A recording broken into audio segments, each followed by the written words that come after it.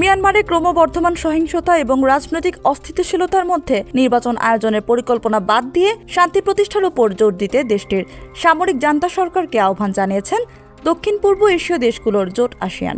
আসিয়ানের পররাষ্ট্রমন্ত্রীদের বৈঠক শেষে মালয়েশিয়ার ল্যাংকাউই দ্বীপে আয়োজক দেশটির পররাষ্ট্রমন্ত্রী মোহাম্মদ হাসান বলেন, মিয়ানমারের যুদ্ধরত পক্ষগুলোকে সংঘাত বন্ধ করার এবং মানসিক সহায়তার জন্য অবাধ প্রবেশাধিকার নিশ্চিত করার আহ্বান জানানো হয়েছে। তিনি আরও জানান, মিয়ানমারের সামরিক নেতারা চলতি বছরে নির্বাচন আয়োজনের পরিকল্পনার কথা জানালেও আসিয়ানের অগ্রাধিকার হচ্ছে সহিংসতা বন্ধ করা। মোহাম্মদ হাসান বলেন, আমরা স্পষ্ট করে বলেছি নির্বাচন অন্তর্ভুক্তিমূলক হতে হবে, তবে এর আগে শান্তি নিশ্চিত করাটা জরুরি। সহিংসতার মধ্যে নির্বাচন কোনো সমাধান আনবে না।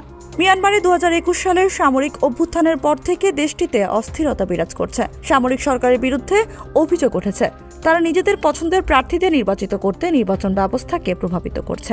সহিংসতা বন্ধে এবং শান্তি প্রক্রিয়াকে ত্বরান্বিত করতে মালয়েশিয়ার সাবেক কূটনৈতিক ওথমান হাশিমকে মিয়ানমার সংকট বিষয়ক বিশেষ দূত হিসেবে নিয়োগ দেওয়ার সিদ্ধান্ত নিয়েছে।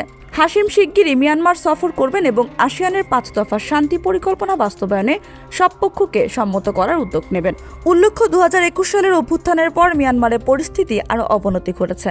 আসিয়ানের শান্তি পরিকল্পনার পরও কোনো উল্লেখযোগ্য অগ্রগতি হয়নি, তবে আসিয়ান আশা করছে সংলাপের মাধ্যমে সহিংসতা কমিয়ে আনা সম্ভব হবে।